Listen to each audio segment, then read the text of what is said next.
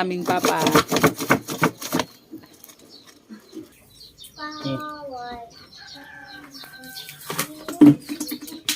Lipstick pan.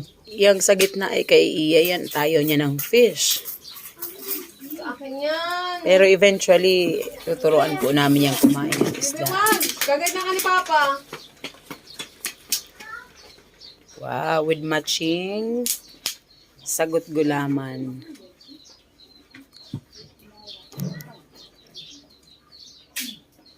Jelly. Say hi. Hi.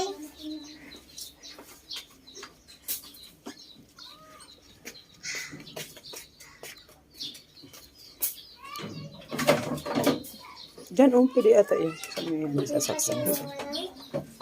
Ito naman ang pang-apat namin. Pinaka-sexy yan. Magsaro. Magsaro. Tingin, honey. Huwag mo nang pakialaman niya.